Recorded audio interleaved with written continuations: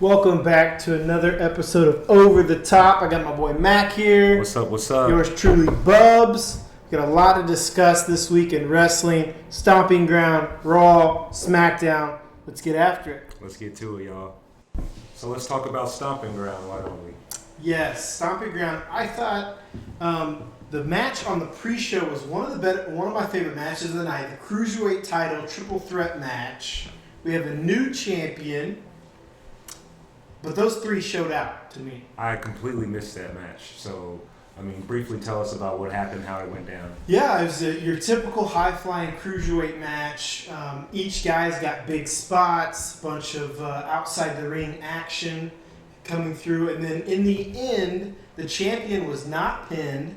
Drew Gulak pinned Tozawa to win the title and become new champion. So a rematch will happen at the next pay-per-view between the ex-champion and the new champion. Well, they said that was not supposed to be a thing anymore as far as champions being owed a rematch. But as you can see, sometimes they go back to their old ways on things. So next, was this on the pre-show? Or this was the first match of the pay-per-view. So the pre-show only had one match? Yep, one match on the pre-show. So Raw Women's title. I did see this one. It was Becky Lynch versus Lacey.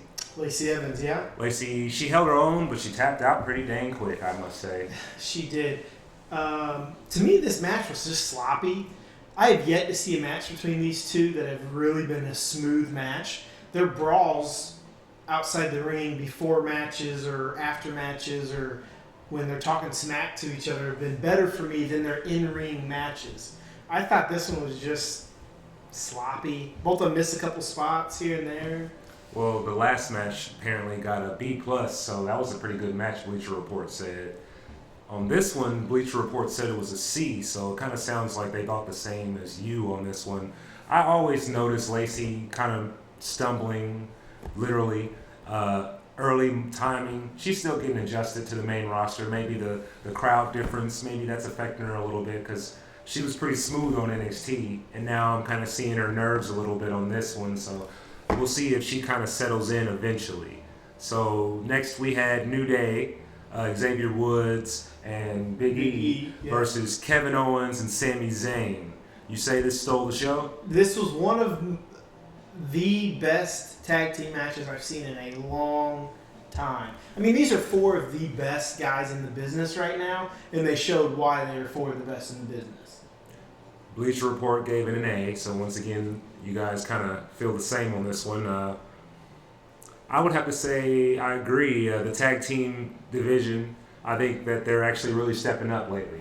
Yeah. With this pay-per-view and this past week in wrestling. Yeah. I would have to say that the tag team division has kind of replaced the women's division, with that push that they're getting. Yeah, they're definitely getting a new push. I like it. A lot of these new teams, fresh teams, are putting on a show.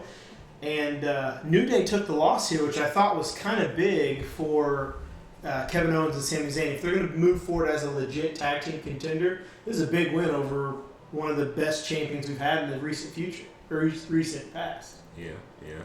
So, U.S. Championship match. I know this, that was like your most looking forward to match probably, so. Yeah. Man, these guys, Samoa Joe and Ricochet, brought it. And to me, the ending was shocking to me with Ricochet becoming the new champion. I thought that was exciting. That brought this shock factor to, okay, here we go. Here's a new era in the WWE. Ricochet showed out, beat Joe. It was a clean win, no cheating, no interference, no distraction. It was just Ricochet having the best of Samoa Joe. I was actually surprised with that one. I picked Joe to win that one. Ricochet is somebody I've been watching since his indie days, so I'm proud of how far he's gotten and how quickly he's gotten there since getting his opportunities. Bleacher Report gave that match, it looks like, B. I thought that was a little low myself. I thought that match deserved an A 100%. Yeah. I think I'm going to give it a B+. Just to be strict. Just to be a strict one on the grades. Moving forward, we got the tag titles of SmackDown. Yes, Daniel Bryan and Rowan versus Heavy Machinery. Now, this was the match that you were kind of telling me you were least looking forward to seeing. And it actually... They proved you wrong, my friend. I didn't know about the Heavy Machinery as much. I've seen a few of their matches. I knew that they were entertaining guys, but as far as like putting on a show on that kind of a stage, they proved me wrong. You're right. I'm going to say one thing real quick. To me, I think this was a huge example of Daniel Bryan's one of the best in the business putting people over. He was in his home state. Man. Was that show in his, or was the following week? I don't know. I know that he's been getting, the fans have been behind him lately, man, wherever they're at in the country. That guy can put anybody over. He brought it. They were in his home state. Eric Rowan looked awesome. Usually I thought he was like the weaker of all the tag teams he's been on. He brought it at the pay-per-view. Heavy Machinery did their thing. Look, Bleacher Report even gave that match an A. I gave that match an A. Like I said, the tag team division, they're really holding it down right now for the whole show. Really, you know, we'll get into that later. So moving forward, we had the SmackDown Women's title on the line. The champion Bayley took on the returning Alexa Bliss. We were both excited about that. I was excited about Bliss coming back, but for whatever reason, this pay-per-view, the women didn't do it for me. The first match, like I said, was really sloppy, and this one was just kind of one of those matches that I kind of fell asleep on. It wasn't too exciting. There was no big spots, in my opinion. And then, you know, Nikki Cross kind of got involved and cost Alexa the match. And there was a couple of miscues on that one. I'm gonna give that one personally a B-. Bleacher Report gave it a B+. They were generous, in my opinion. We had Roman Reigns taking on Drew McIntyre. Yes. This match really surprised me. Shane McMahon even getting involved, but he did it in a tasteful way, in my opinion. And Roman really got over. But both of these guys took big shots after big shots. Spears, Claymore kicks, Superman punches. The ending was phenomenal. It was a little slow to start, but the ending I thought was phenomenal. I think Bleacher Report kind of slept on this one a little bit, gave it a B-. I thought it was the ending alone was way better than a B-. I was pulling for my boy Drew. I was really pulling for Drew McIntyre to pull it off with the help of Shane. He should have been able to pull it off, and he was not. Shane got the victory last pay-per-view. Drew fell short. That fact leaves a bad taste in my mouth. And you were saying that this might have happened and caused some kind of tension between the two, which it doesn't appear that it has. So I'm going to give that match a B-. So, you know, Roman Reigns, he's been doing better to me. So B- for that match. WWE Championship match in a cage. Dolph Ziggler versus Kofi Kingston. Bleacher Report gave it an A+. I'm going to give it a B+. What about you? Well, I think their match that they had this past week on SmackDown, the 2 out of 3 falls match, was better than the cage match. Actually, Bleacher Report gave that one a B+. But I think the cage match was cool because me and you actually talked about this the other day. Like, why does no one just like take advantage and dive outside the cage to win unexpectedly? Like, we literally were talking to each other about this, and it happened. And it was Kofi being Kofi. Like, in the Royal Rumbles, Kofi would always do something crazy. And here in the cage, you know, he dives through head first. I feel like beat Dolph out the. That's why he's getting this payoff, really, because he has kind of held it down to no avail this whole time. You know, all those spectacular moments in the Royal Rumble. How many eliminations does he really have? How long has he actually stayed in it total time? You know what I mean? Like, yeah, he does all of this and then kind of gets brushed aside all these times. So now that he's champion, he's been undefeated. Moving forward, we got the Universal Championship match: Baron Corbin versus the champion Seth Rollins, and guess who the referee was? Lacey Evans. Yeah, I did not like that. I think this was, other than probably the other match that Lacey Evans was in, this is probably the worst match of the night for me. Bleacher Report was really high on this match, gave it an A+ for some reason. I disagree 1,000%.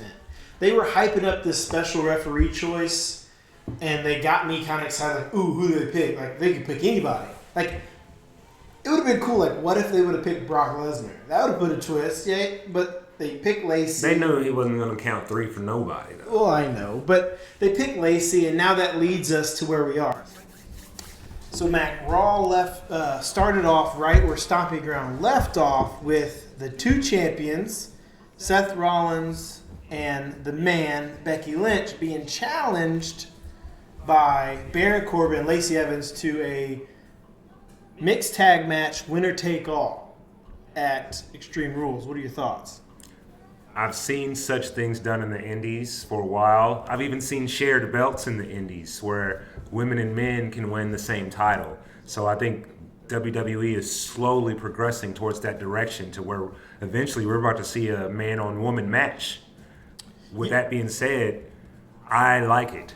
Yeah, and back to your last comment real quick, is they briefly teased that with before Dean Ambrose got kicked out, him and Nia Jax were about to have a feud, and then they kind of scrapped it last minute when Nia got hurt. But anyway, yeah, so we got a big main event for Extreme Rules.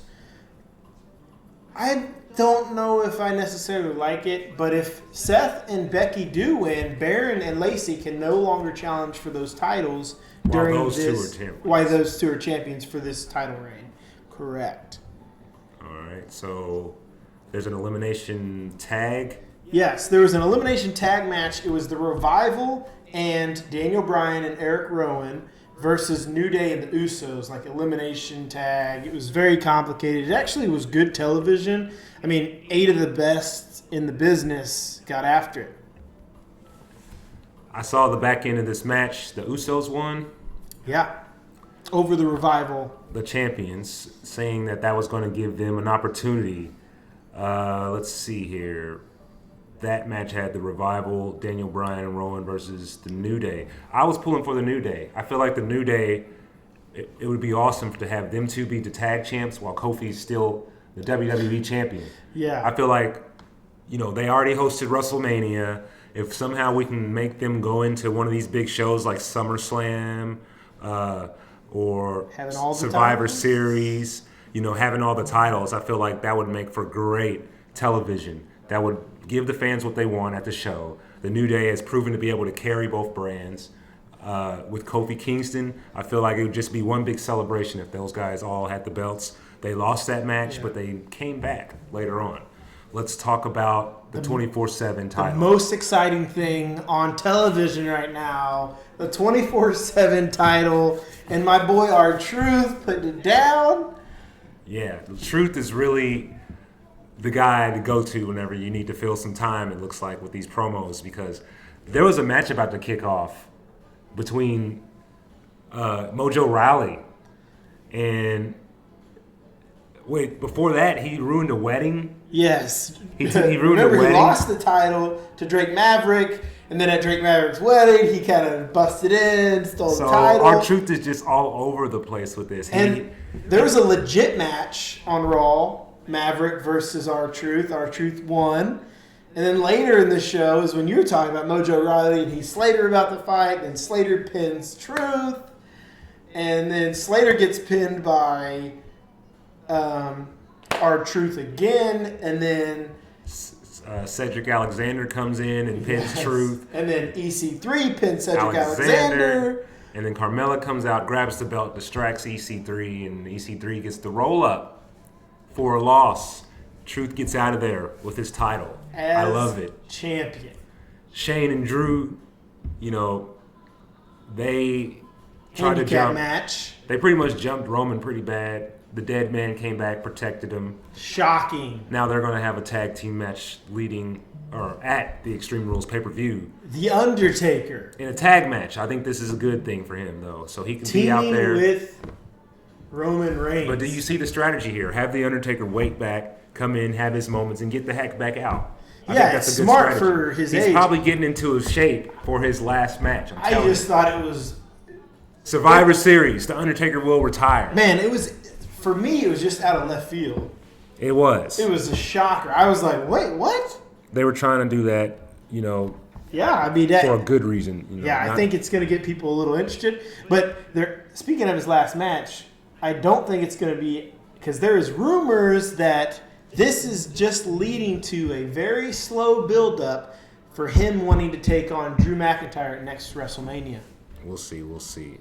Tug of war between Lashley and Strowman. Waste of time. It shows this. Don't understand. It shows how much more Strowman can lift than Lashley. I mean, I don't. Whenever it does the tail of the tape, it shows what they can lift, and Strowman clearly is stronger.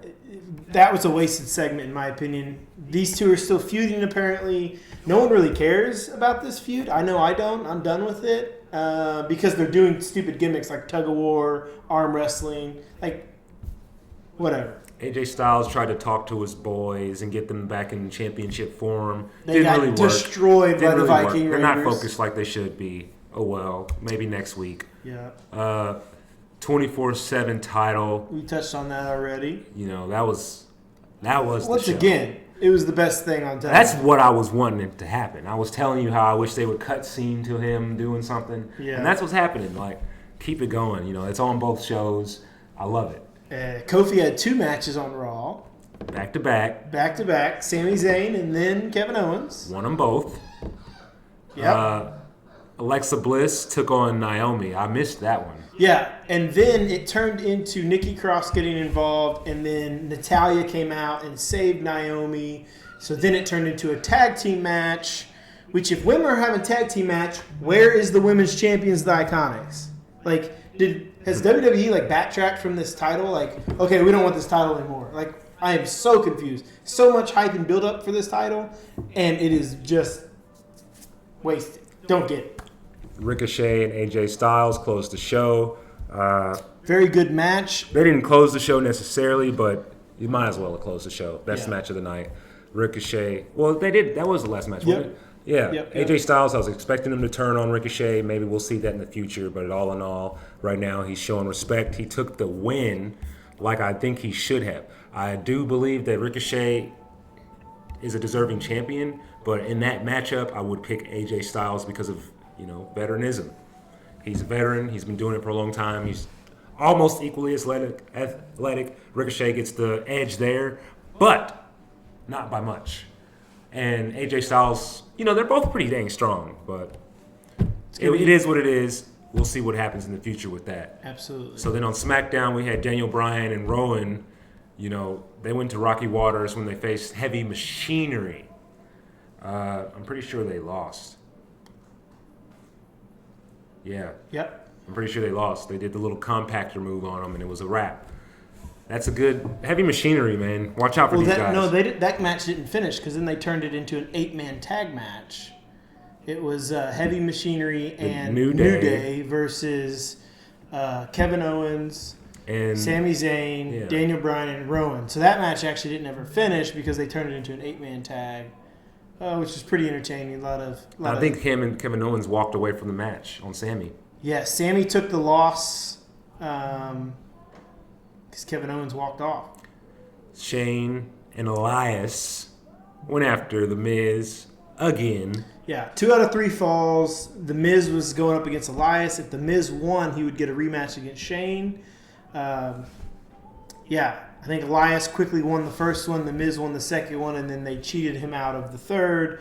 So The Miz is done facing Shane McMahon, according to this. Thank goodness, Miz. Get away from Shane McMahon and let it go. It's not over. Bayley lost to Nikki Cross. Yes, which now gives Alexa a rematch at... is it the next pay-per-view? Yes, at Extreme Rules. Yeah. See if they put a stipulation on that. It'd be kind of interesting. See if Nikki Cross says that she deserves that match since she won. I don't think so because she's such a fan of Bliss. Sonya Deville made short work of Ember Moon. There was a distraction from Mandy Rose, but in my opinion, wow. I thought it was disrespectful to Ember Moon. It was such a quick match, which I understand Wow. SmackDown's a smaller show, but Wow. Ember Moon's one of your better talents in the women's division, so That was a fast match. Yeah, I didn't care much for that ending. Even though it was a roll-up and those were supposed to catch people off guard and everything, I don't think there was enough damage done to Ember for that situation to go over that way. The distraction wasn't even that big of a distraction. Kofi Kingston continues to be victorious no matter the circumstances put against him. He beat the 2 on Raw, Sammy and Kevin Owens. Yeah. And then 2 out of 3 falls against Dolph. If Dolph wins, he would get in the match which has been already determined. It's going to be Samoa Joe challenging Kofi for the title at Extreme Rules.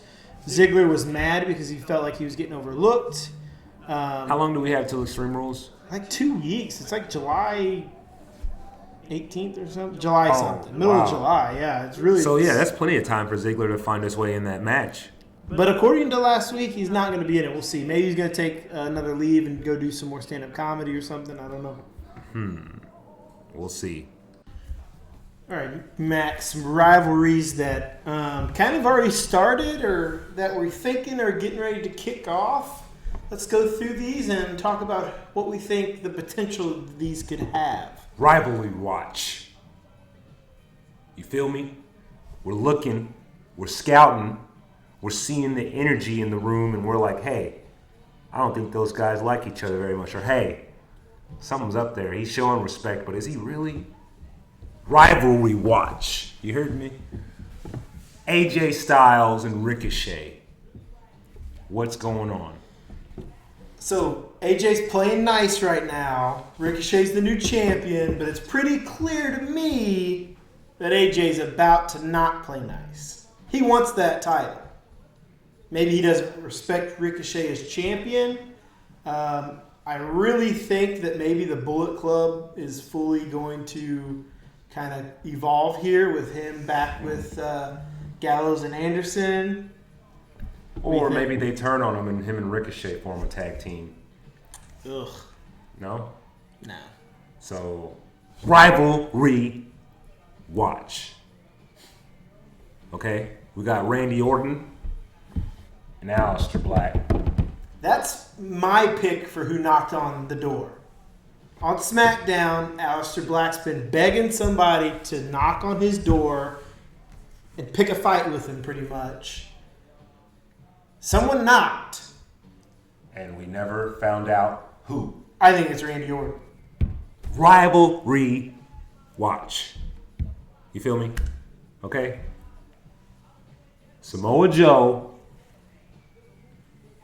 Kofi Kingston. He made his intentions known. That's all there is to it. This one, he don't like him. His intentions have been shown. They will face each other at Extreme Rules for the title. What else do you know? You know what I think? I think there's a potential rivalry between Samoa Joe and Dolph Ziggler. You know why? Because they both want the same thing. And if Ziggler's not going to win the title because he's part-time, what better thing to do with your time than ruin other people's opportunities? Guess who else did that? Samoa Joe. He did. Rivalry watch. The Viking Raiders against the Good Brothers. The club, whatever you want, Gallows and Anderson, whatever you want to call them. Man, Viking Raiders made short work of them on Monday Night Raw. A little bit of focus issues. Maybe AJ Styles affected the minds, more so I would say, of Anderson than Gallows, but he's in the heads of them, maybe in the wrong way. Too much pressure.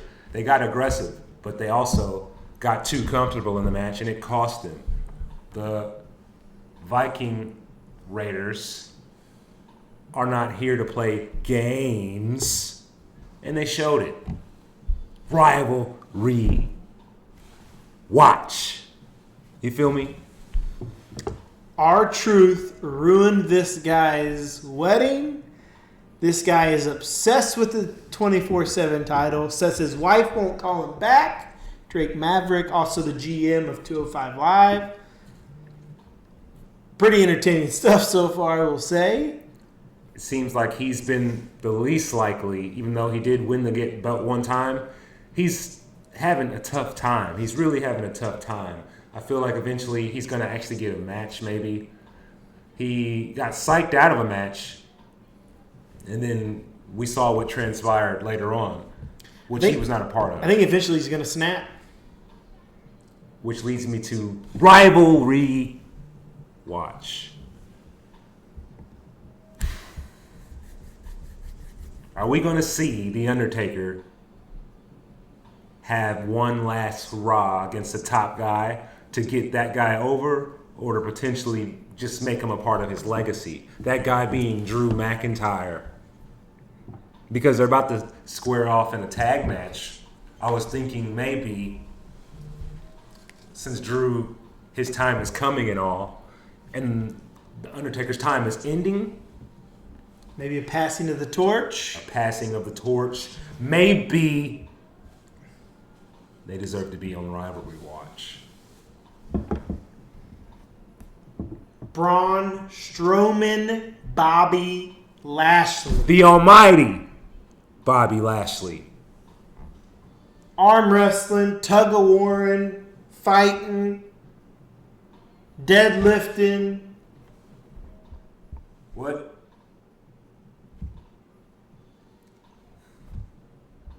I'm with it. You know, they're the big guys, right? Let them go at it. But Brock Lesnar needs to be more a part of the show. We need to have a real heavyweight division. Have these guys going at it, entertaining us. Remember Braun Strowman pulled the stage down in the backstage? Yeah. Stuff like that, okay? Roman Reigns ran the man, crashed an ambulance with them inside of it one time. You know what I mean? If they want to make this like the third hour is the Attitude Era, this is a good way to do it. Have your big guys testing their strengths. You feel me? Okay? Rivalry Watch.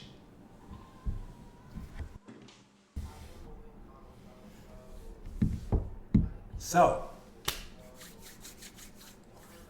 on the 17th of June, it was the late Ultimate Warrior's birthday. So, just kind of wanted to talk about a favorite moment of mine from him.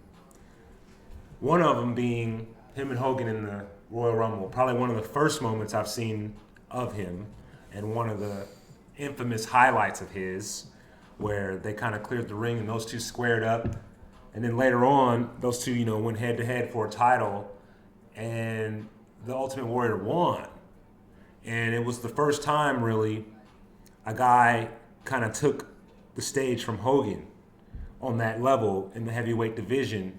A guy that wasn't, Hogan was the one that defeated Andre. And the Ultimate Warrior comes out, and it's like Hogan's supposed to be the biggest, strongest guy. And now you got this guy, shaking the ropes up and everything, He moved out of the way of the leg drop. One of the first people to do it, if not the first. Wow. Like, he actually moved out of the way. Wow. What about you? My favorite was any time that the Ultimate Warrior and Macho Man faced off. These were two of the most hype dudes in the business, and they squared off a couple times. One of my favorite, and probably the first pay-per-view I ever remember watching, was 92 SummerSlam, where they faced off for the Intercontinental title. And Ric Flair and Mr. Perfect actually came out there, and there was this whole big scene. And so that one was big. And then also later in their career, when Macho Man had his quote-unquote retirement match when he was leaving the WWF at the time, they squared off again. And then ultimately, anytime you saw Warrior grab the ropes and shake them, couldn't beat it. When he went to WCW in 1998, it was awkward. It was a little weird. He was kind of in the crowd, in the rafters, kind of like how Sting was doing. Mm-hmm. And eventually he took on the NWO, and they would have smoke appear, and he would be there, and he would be gone, playing mind games on Hogan. His promos were a little weird, but all in all, we rocked with him because the Warrior was the man. He was. Nothing he could do was wrong, even if it was weird. We rocked with him. Mac, push or Barry, give me some names. Who you got for me this week? Seth Rollins, Becky, the man, Lynch. They're pushing them as a power couple. The company is. So, for our fans watching at home, do you want to push or bury the power couple of the Universal Champion Seth Rollins and the Raw Women's Champion, the man, Becky Lynch. Push it, Barry. Anytime you call Seth Rollins the man's man, doesn't sound right to me. I want to bury the WWE using him as a power couple because, one, they're not engaged. They're not. I mean, what's going to happen if they legitimately break up and they're still in the middle of this push as them as a power couple? Like, how's that going to throw a wrench in the WWE's plans? Because the WWE's been pretty darn open with all these relationships here lately, it seems, more than ever. And they're not engaged. They're just dating. And to be pushing them as a dating couple, I think could get... Because what if Seth Rollins really gets angry about being called the man's man? And he's like, whoa, time out. This ain't happening. I'm the Universal Champion. Yeah. I'm Monday Night Rollins. What? Bury it. Bury that. I agree. How about Corbin, Baron Corbin, Jefferson City's favorite son, and Lacey Evans as a power couple? Well, how about not necessarily as they're a power not a couple, right? Well, he said that they could. He hinted that they could be the next power couple, and she wasn't objective to it. But how about them individually, potentially? Like, they're the lead runners. They're both clearly the number one contenders. Are we pushing them being at the top of their respective divisions? Absolutely not. I'm burying both of them. Lacey has yet to show me a competent match. I don't know if it's just her and Becky don't perform well in matches together, but I have yet to see a match where Lacey really steps up recently, in my opinion. I don't believe Baron Corbin is not believable as a legit title contender when there's other people like AJ Styles and Samoa Joe and Kevin Owens and Braun Strowman and Drew McIntyre and The Miz and that I think is better. I compare those two being champion the same as Carmella being the champion and the same as Baron Corbin, Jinder Mahal. Right. I don't buy it. Bury it. I'm going to push it. I'm going to push it because I think that people will hate it so much that it's like, beat me then. And they're going to weasel their way each week to keep the titles if they win them. And for that, you'll have everybody hoping they will lose. When Baron Corbin was the general manager, whenever Seth Rollins would go against him, it made ratings go up. So, maybe he has a bad luck as a champion, not a long reign, but enough to just give us something different. Moving forward, we got heavy machinery. Push or bury? I'm going to push them. If they're going to continue to perform to the level that they've been performing, Stomping Ground was awesome. Raw and SmackDown, when we saw them, they're awesome. They're entertaining. Tucker and Notice, push them. I'm going to push them as well. Those guys are pretty entertaining. That's the first thing I noticed about them, mainly Otis. He's the entertainer. They're both equally athletic. I would like to see them against the War Raiders. The Viking Raiders. You just got fined. So, what about Strowman versus Lashley in a rivalry? I'm over it. I think it's too gimmicky at this point. Both of these guys should be legitimate title contenders, and right now they're playing games with each other. Tug of war, arm wrestling. Next they'll be seeing who can deadlift the most, and after that it'll be like a truck pull, and then I'm over it. I could see this being your stipulations match. I want to see them in a last man standings match. The closest thing we may get is an Extreme Rule match, but I would like to see these two in a last man standings match. Match goes all over the arena. Maybe I get to see somebody get something pulled down on top of them. Maybe one lifts one up in a feat of amazing strength and throws the other one off of something. They have been going outside of the techniques of wrestling with this a little bit. It's become more of a fight. So maybe we see a street fight because Lashley now he knows he's not physically stronger than Strowman. So now we need a stipulation to come in place. with this rivalry. So if Lashley's not going for the title, if Strowman's not going for the title, I think they are rightfully on the same level. A victory over one or the other. I think Lashley needs the victory more than Strowman. Strowman, he's just huge. So he at any moment he could have his time, because even when he loses, it's not like he got dominated ever. There's always some reason why he's ever lost. So with that being said, Lashley, he's more likely to be known to cheat. I want to see him make it to the next level, go against Drew McIntyre's. This is the new generation to me, these guys here. So push this rivalry. Moving forward, the New Day for another tag title push. Are we going to push that? Yeah, absolutely. If they're going to keep New Day together, which it seems like as of right now they are, then you got to push them towards another tag team title. I think they deserve it. But I would not be surprised if something happens between them and Kofi, because the other night on SmackDown, Kofi made a comment. They didn't really react to it, but it was somewhere along the lines where this is the best Kofi's ever been. Kind of disheartening. Greatest moments of his life and career. Yeah, but that's what the comment was. And to me that is kind of a slap in the face to the other two guys when they had that huge, long, record-breaking tag team title run. But if you're going to keep them together, then I will push Big E and Xavier Woods going for SmackDown or Raw titles. Speaking of tag titles, the women's division, the vacant but present women's tag champion. Are we going to push the tag team division in the women's along with the titles, or what?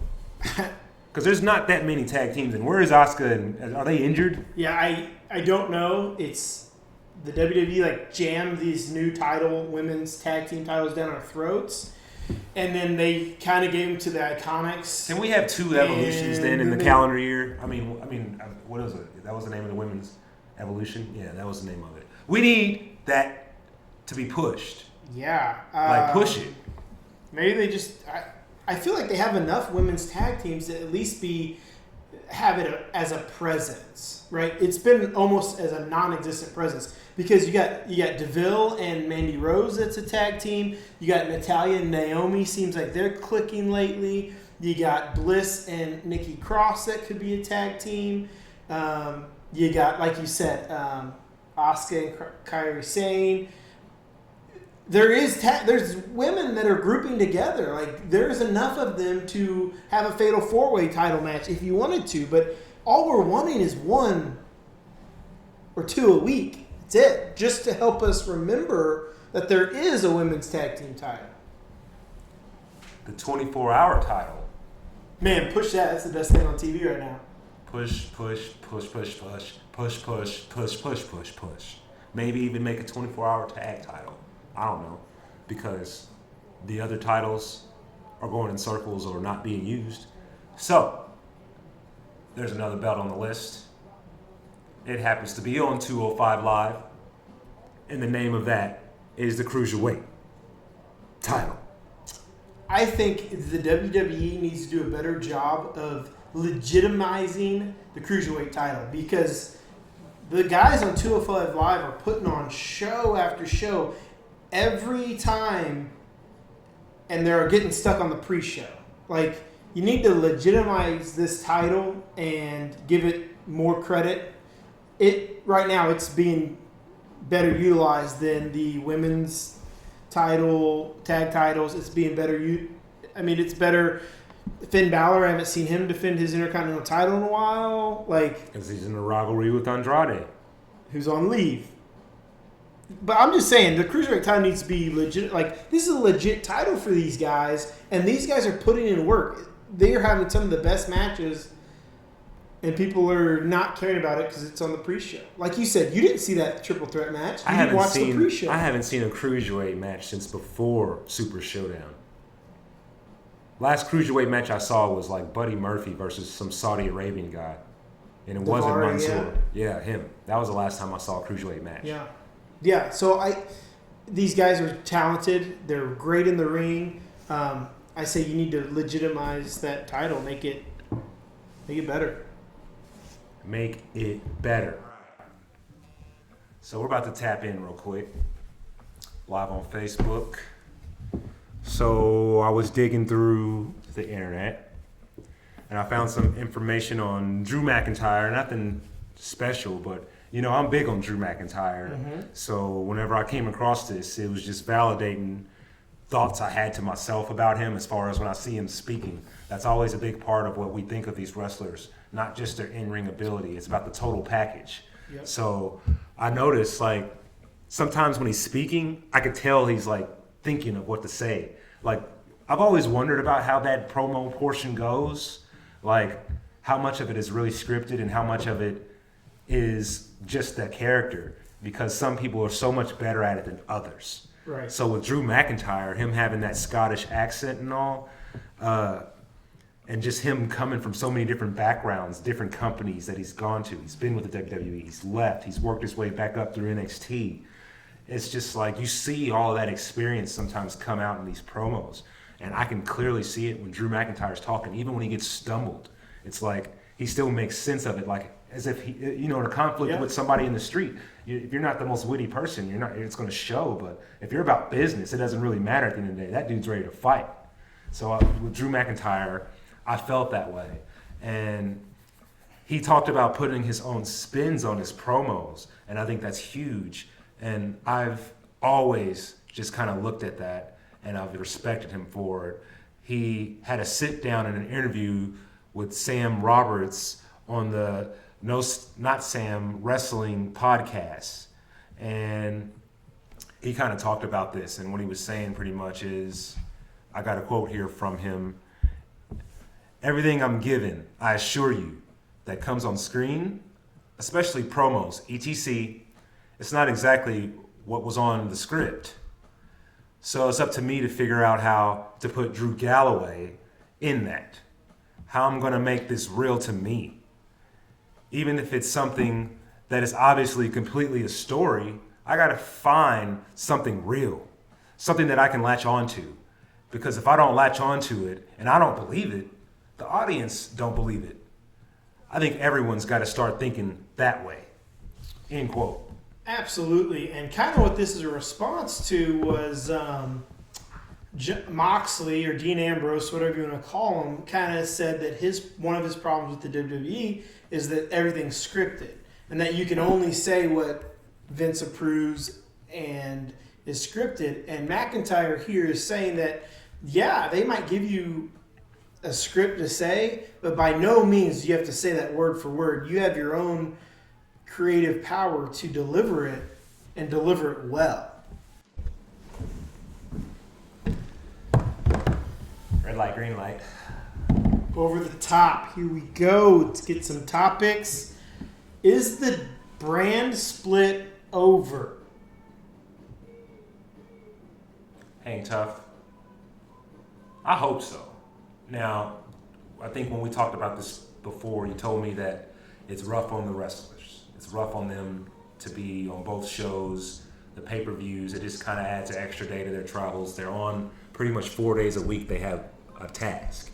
And if they're a champion, then it's extended to 5 or 6 because they got the extra events outside of wrestling, the TV shows, the charity events, talk shows, all of that late stuff. Night television, promoting the pay-per-view to come, all of that stuff. It's more than just in the ring, really, it is. So with the brand split, me personally, I was never a fan of it. They keep saying wild card rule each week and stuff, and they're kind of mixing the bag up a little bit, but not so much. I think all we're getting at is that they're putting the people that they think we want to see on both shows. The people that they think we want to see most on both shows. Understandable strategy, but I'm curious about these other guys. You know what I mean? Like these newer people who I watched come up through the indies, who I watched in NXT, they need some of this time. They need some of this shine. And that's kind of why I wanted the brand split. They made all these other shows, but I never see 205 Live.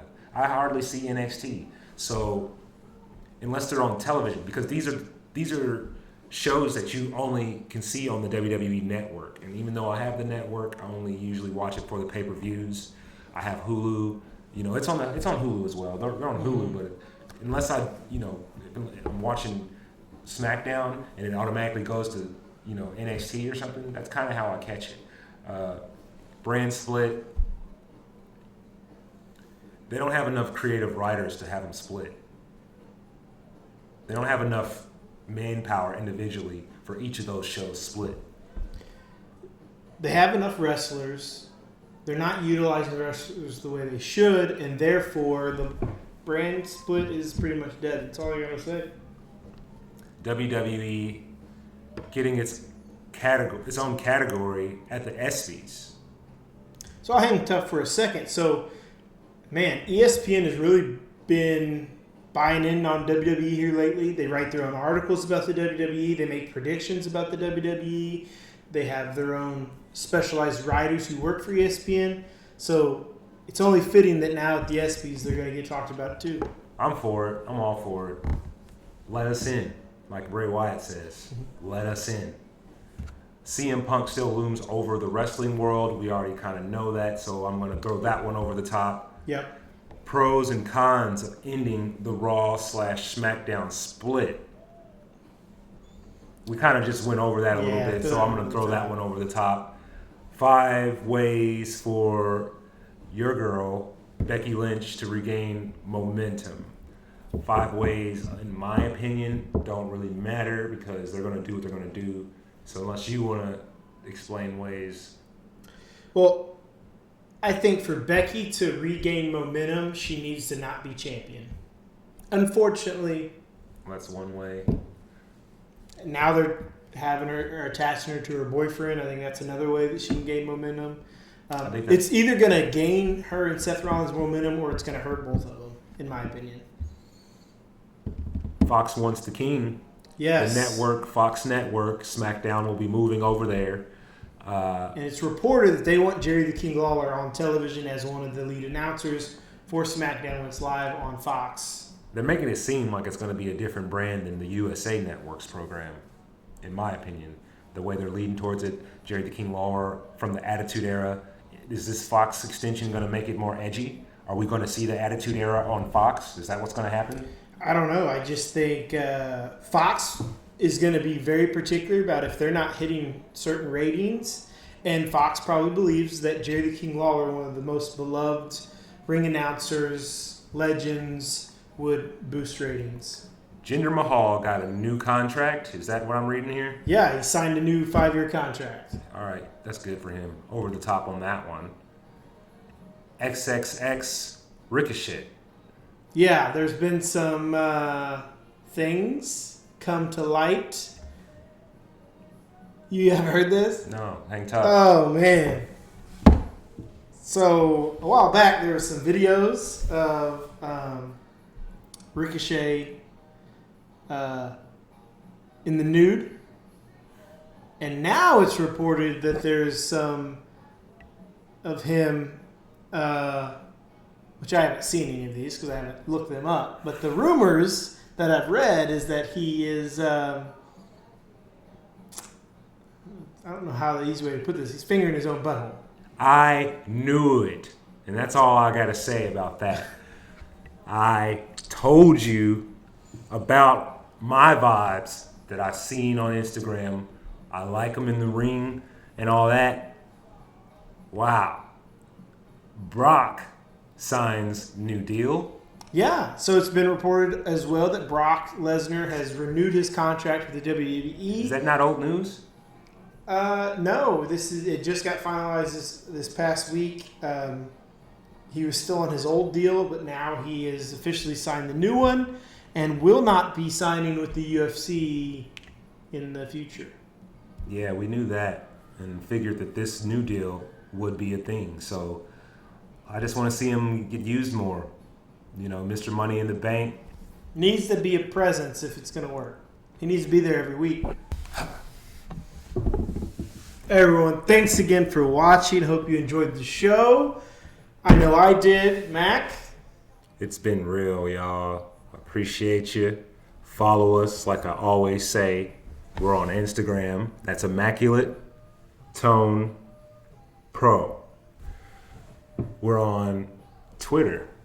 That's Immaculate Tone Productions.